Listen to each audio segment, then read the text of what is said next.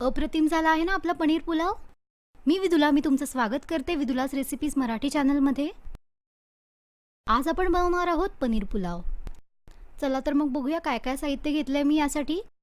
इथे मी 200 ग्रॅम पनीर घेतला आहे, एक मीडियम उभा चिरलेला कांदा, एक छोटी वाटी मटार, 50 ग्रॅम दही, 7 ते 8 फरसबी बारीक चिरून घेतली आहे, एक छोट्या गाजराचे छोटे छोटे काप करून घेतले आहेत, गार्निशिंगसाठी कोथिंबीर घेतली आहे, 3 मिरच्या उभ्या चिरून घेतल्या आहेत, 3 चमचे तेल, 1 चमचा आलं लसूण पेस्ट, 1 चमचा गरम मसाला घेतलाय, चवीनुसार मीठ, गार्निशिंगसाठी काजू, खडे मसाले घेतले आहेत मी इथे, त्यामध्ये 1 तेजपत्ता, 1 चमचा जिरं, 2 काळी मिरी, 2 लवंग, 1 वेलची आणि 2 छोटे दालचिनीचे तुकडे।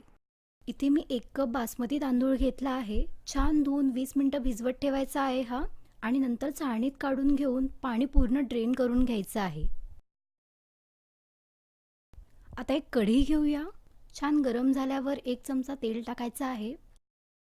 आता आपण मीडियम फ्लेमवर पनीर फ्राय करून घेऊया। पनीर आपल्याला सगळ्या बाजूने गोल्डन ब्राउन होईपर्यंत छान परतवून घ्यायचं आहे।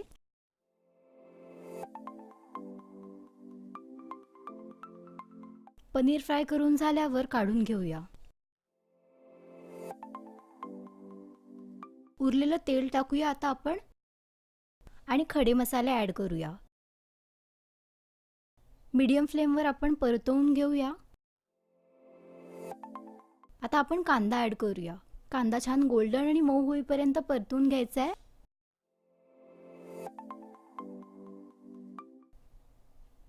आता आपण आलं लसणाची पेस्ट घालूयात।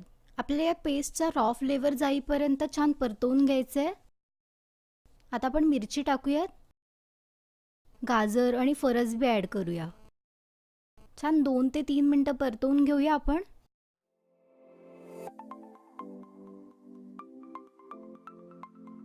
आता मटार ॲड करूयात, छान 2 ते 3 मिनिटं परतवून घेऊया आपण।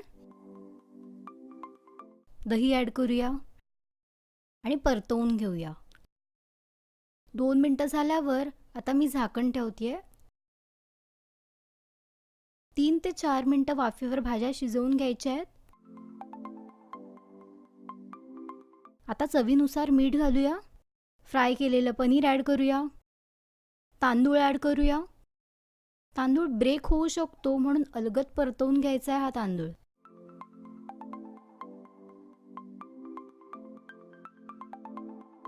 इथे मी अंदाजे 1.5 ग्लास पाणी घातलंय। गरम मसाला आपल्याला सगळ्या शेवटीच ॲड करायचा आहे। परतवून घेते मी आता।